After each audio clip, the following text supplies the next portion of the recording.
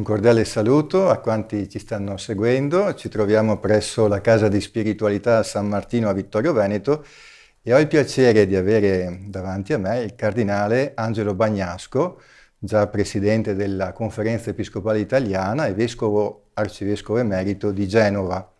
E sta concludendo proprio in questi giorni gli esercizi spirituali che ha proposto a un nutrito gruppo di sacerdoti della nostra diocesi, ma non solo, anche di diocesi, appunto, di altre diocesi italiane. Quindi grazie innanzitutto di questa disponibilità di dialogare un po' con noi per questa breve intervista all'interno di questo percorso degli esercizi spirituali. Verrei subito alla prima domanda, Eminenza. Nei giorni scorsi, in occasione della solennità di San Tiziano, ha presieduto l'Eucaristia nel Duomo di Oderzo e nella nostra cattedrale di Vittorio Veneto. Nella sua omelia ha esordito dicendo che ha quasi visto e toccato con mano la fede delle nostre comunità. Ecco, qual è l'impressione che ne ha ricavato? Perché appunto ha celebrato l'Eucaristia in queste due nostre chiese, però ha potuto anche incontrarsi con i giovani del nostro seminario e in qualche modo anche ha potuto incontrare anche diversi sacerdoti, ecco, in questo corso esercizi. Certo. Tanto grazie anche a lei, ai suoi collaboratori per questa possibilità.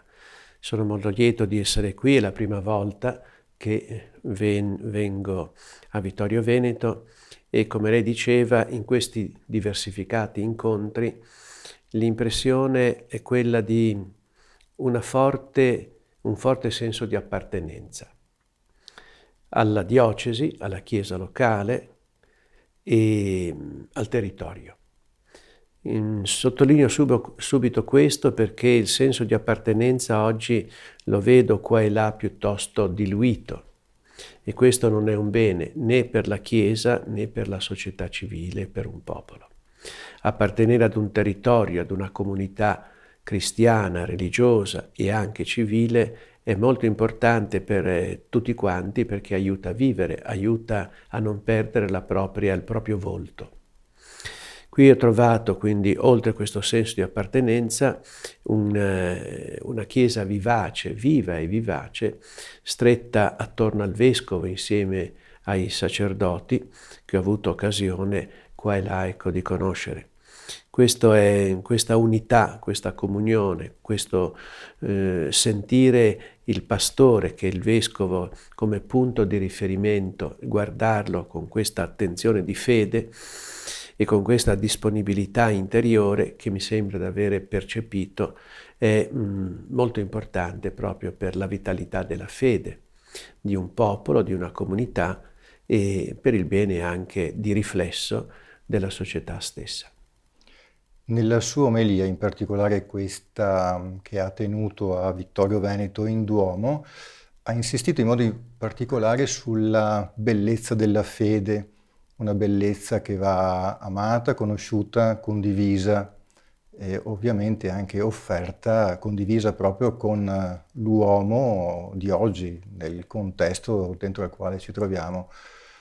L'uomo di oggi che appare anche segnato a volte da una certa ritrosia nei confronti del messaggio cristiano, però lei nella sua omelia diceva sì, da un lato è vero questo, ma dall'altro è anche abitato da un desiderio profondo, no? Di salvezza. Qui ha citato Sant'Agostino in particolare perché la misura dell'uomo è l'infinito, non tanto un desiderio finito. Ecco, qual è il suo punto di vista sull'uomo d'oggi, sulla società di oggi e conseguentemente quali sono le principali sfide della Chiesa italiana in particolare? Guardando l'orizzonte dell'Europa, che ho potuto conoscere direttamente per diversi anni, direi che l'uomo, il cittadino europeo, la cultura europea, diciamo più diffusa, non aiuta l'uomo ad essere sereno, ad essere felice. Magari lo porta su una via di progresso interessante, positivo per tantissimi aspetti, ma sembra però appiattire l'uomo su questa linea che non può rispondere alle domande interiori che sono più profonde e più avvertite. Infatti, una certa tristezza, una certa, diciamo, monotonia della vita che mi sembra di vedere nell'ambito del nostro continente, pur in mezzo a tante cose positive, progresso, un certo benessere, il lavoro, via discorrendo, però trovo una sorta di inquietudine che non trova risposta nelle risposte umane. E perché è il segno, è l'orma, è la traccia che Dio ha lasciato e lascia a fuoco, potremmo dire, nell'anima di tutti. E devo aggiungere che anche l'uomo moderno, che è preso da mille cose, no, come sappiamo, importanti, gravi e a volte molto illusorie, però porta dentro di sé una domanda fondamentale, che a volte non confessa neppure a se stesso. Perché questa sua inquietudine? E allora va alla ricerca illusoria di soddisfazioni immediate, di vie di fuga poi alla fine dei conti, che lo lasciano peggio di prima. Ma non affronta sempre radicalmente alla radice proprio questa sua inquietudine interiore che si può esprimere in una domanda, direi anche un po' brutale: che cosa sarà di me? Cosa sarà di me? Non di quello che ho fatto di bello, di grande, di buono, di interessante, di straordinario, non è questo che conta, ma di me, della mia vita, del mio io, che cosa sarà di me? Perché oltre la porta del tempo andremo tutti quanti, e questo lo sappiamo tutti, anche l'uomo moderno lo sa molto bene, nonostante che sia dentro ad un contesto, ad una bolla anche di benessere e di distrazioni varie, di soddisfazioni umane. Quindi questa domanda è nel cuore anche dell'uomo europeo, come naturalmente nel cuore di noi italiani, che rispetto ad altre situazioni che conosco in Europa, magari anche altrove, siamo ancora molto fortunati. Perché, torno alla domanda precedente, un certo senso di appartenenza alla comunità civile, ma innanzitutto alla comunità cristiana, in un modo o nell'altro questo è ancora molto diffuso. Noi pastori dobbiamo mantenere, in quanto pastori, in quanto cioè padri, non fratelli, padri, perché siamo in una società senza padri, quindi il pastore deve far sentire la sua paternità di vicinanza, di verità e di benevolenza e di accompagnamento. Dobbiamo cercare proprio da una parte di risvegliare le domande fondamentali che sono assopite a volte nel cuore dell'uomo e dall'altra indicare, ecco, la via che Gesù ci ha indicato. Sì, sempre nell'omelia lei ha citato anche Nietzsche, mi ha colpito molto quel passaggio, quella citazione dove riportava appunto il pensiero di Nietzsche che critica il cristianesimo perché dice più redenti dovrebbero essere i vostri volti, quindi ha fatto appello anche alla dimensione della gioia, penso, no? Della testimonianza cristiana, che è un tema su cui Papa Francesco, tra l'altro, con l'Evangelii Gaudium e non soltanto, mi pare insiste in modo molto forte.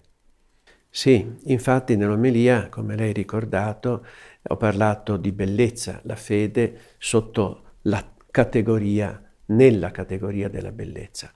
E perché in questo senso Nietzsche, in mezzo alle tante cose che ha detto, mi pare che sia meritevole di attenzione, perché io credo personalmente che il secolarismo che domina specialmente l'Europa occidentale ed è presente anche poco tanto nel nostro paese, il secolarismo che è vivere come se Dio non ci fosse. Ebbene, credo che sia dovuto anche in parte a una mancanza di gioia da parte di noi cristiani, delle nostre comunità, come se che forse qualche volta abbiamo dato il sentore, ecco, l'idea che essere cristiani è un giogo pesante, non è un peso leggero, come ha detto il Signore Gesù. E allora se c'è questa concezione, questa percezione che si irradia, ecco, dal nostro volto, dalle nostre parole, certamente questo non favorisce, ecco, la nascita della fede, ma piuttosto l'allontanamento. E quindi in questo senso sì, dobbiamo essere in prospettiva molto più consapevoli che la fede è una bellezza che salva, nel senso che Florensky lo dice con molta chiarezza, ma non solo lui, la vera bellezza non è quella estetica, che c'è anche naturalmente e fa bene all'anima, tutta l'arte in tutte le sue espressioni, ma è soprattutto l'amore. L'amore è la bellezza e Dio che è amore e verità è la bellezza suprema che fa belle tutte le cose.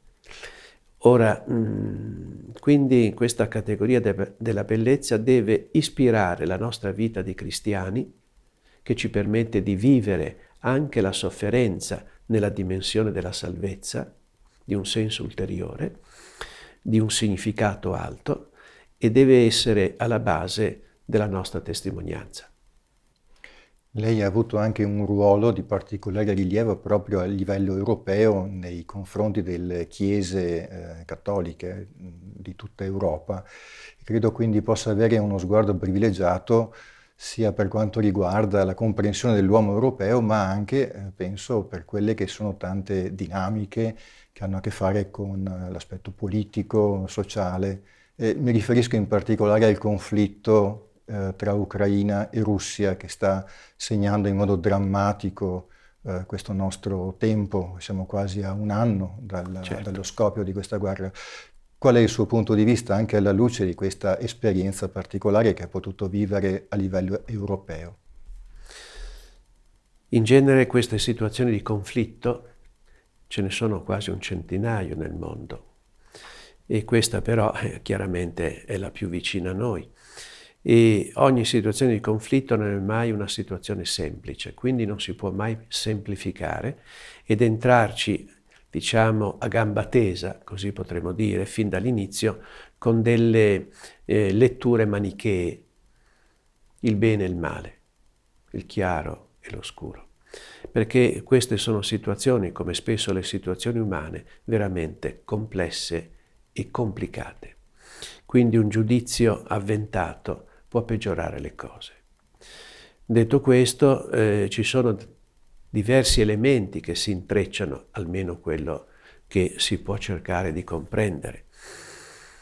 Storie non riconciliate, che sono sempre nella memoria dei popoli, delle nazioni, e motivi di interessi economici che a volte sono più importanti e più determinanti di quello che appare.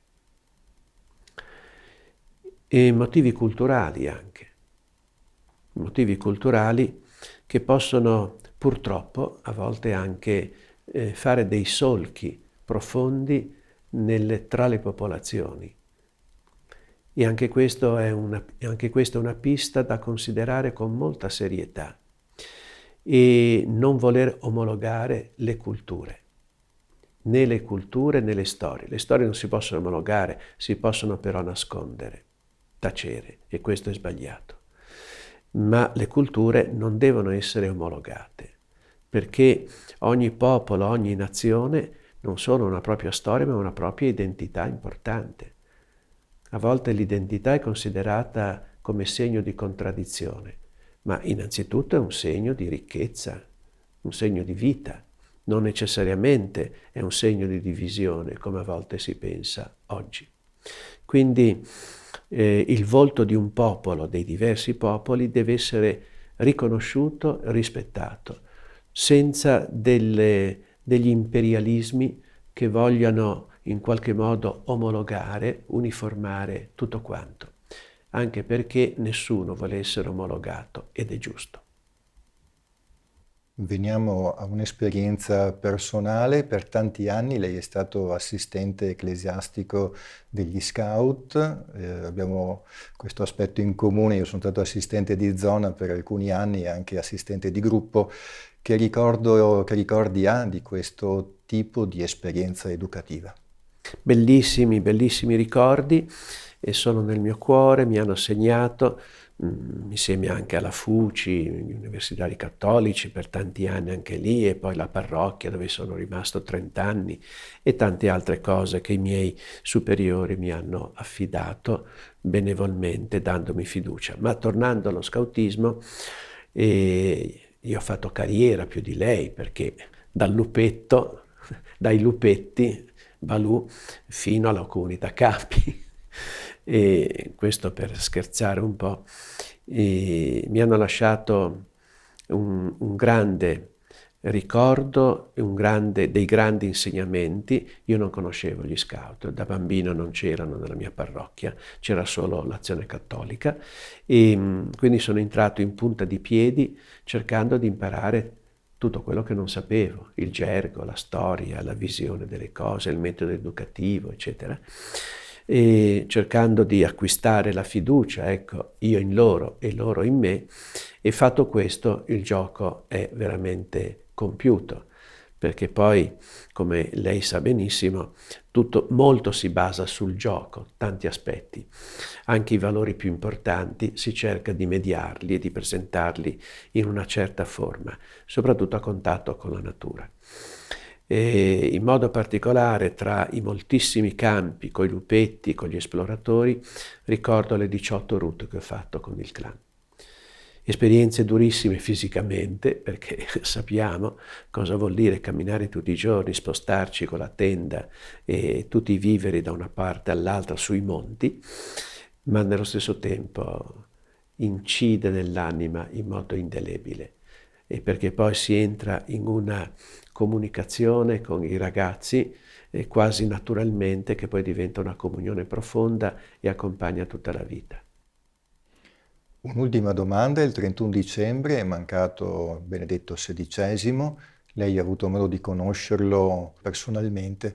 Ecco, anche in questo caso, quale ricordo ha e quale messaggio secondo lei ci lascia Benedetto XVI con la sua vita e con i suoi scritti? Il ricordo che io ho è quello che si è incarnato, si è materializzato nella gente, nella folla presente al funerale, e ancora di più direi nel fiume di popolo che ha visitato e pregato sulla sua salma.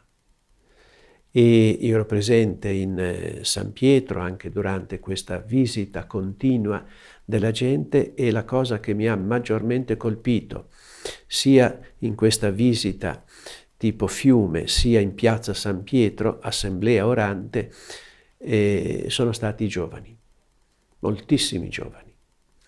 E in piazza lei sa che c'era un numero straordinario di sacerdoti, parlano di 5.000 sacerdoti, oltre che 400 vescovi, 120 cardinali e poi 70 delegazioni dei paesi, di altri paesi. Ora, se noi vogliamo dire chi era Benedetto, è questo.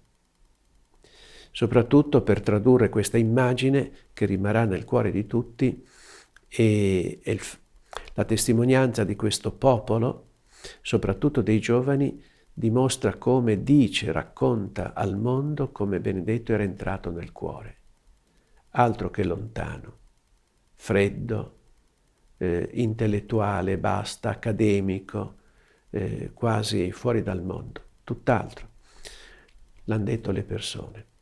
Questo lo posso confermare io molto volentieri in rapporti un po' più ravvicinati. Questa è stata per me una grande grazia nella mia vita, insieme a tante altre, e insieme a questo, questa sensibilità, questo calore, sempre molto composto, naturalmente molto discreto, a questo calore, a questa affettività che rasserenava, dava fiducia chi lo poteva incontrare e parlare, o anche solo vedere, come mi dicono anche diverse persone a Roma che vivono per la strada. Me l'hanno detto diverse volte. Sa, quando io riuscivo a vederlo così tra la folla, mi dava un senso di calore e di pace, di serenità. Insieme a questo volevo aggiungere che mi ha sempre colpito il grande rispetto per le persone, tutte, qualunque idea, posizione, situazione avessero, un grandissimo rispetto di loro, della loro vita e del loro lavoro, sia delle persone singole, sia delle istituzioni, sia di quegli organismi che devono aiutare il Santo Padre nella enorme responsabilità. C'era un grande rispetto per il lavoro di tutti, ma innanzitutto per le persone. Io credo che in un momento storico, in una società, in una cultura dove si parla molto di rispetto, di diritti umani e via discorrendo, di attenzione all'altro, e forse a volte i fatti non corrispondono sempre alle parole nella nostra società occidentale, direi che questa meteora, diciamo così, lascia una scia luminosa. Vuole lasciarci anche un messaggio per tutte le persone che ci stanno ascoltando, per la nostra diocesi? Un augurio per questo nuovo anno 2023 che è cominciato sì, qualche settimana fa. Volentieri, non faccio fatica perché è qualcosa che ripeto frequentemente sia ai sacerdoti, molto cari anche in questo gruppo che sta facendo gli esercizi spirituali, facciamo insieme gli esercizi spirituali e mi danno molto buon esempio. Un'altra cosa che vorrei fosse sottolineato. Dico frequentemente di non avere paura e di avere molta fiducia. Sì, perché soprattutto i credenti, i cristiani, non possono avere paura, perdere la fiducia in se stessi, qualunque situazione attraversino, nel momento presente, con le sue turbolenze e contraddizioni, e soprattutto ai giovani la fiducia verso il loro futuro. Che so, perché i contatti sono molti anche con le giovani generazioni, so che in genere, che spesso guardano al futuro, al loro futuro, con molta apprensione, perché ci sono troppe insicurezze e pochi punti fermi. La famiglia, i responsabili delle varie organizzazioni, la comunità civile, politica, il lavoro e tutte queste situazioni che sono l'impasto della vita e del futuro di un giovane, di un ragazzo, sono un po' labili e non trovano punti di riferimento. Quindi, però non devono assolutamente avere timore, devono avere fiducia. Con l'aiuto di Dio tutto è possibile. Grazie Eminenza di queste parole, del tempo che ci ha dedicato. Le facciamo anche noi tanti auguri per il suo ministero e speriamo che porti con sé un bel ricordo della nostra diocesi, della diocesi di Vittorio Veneto, diocesi che fu anche di Albino Luciani. Grazie ancora. A lei e a tutti quanti voi. Grazie.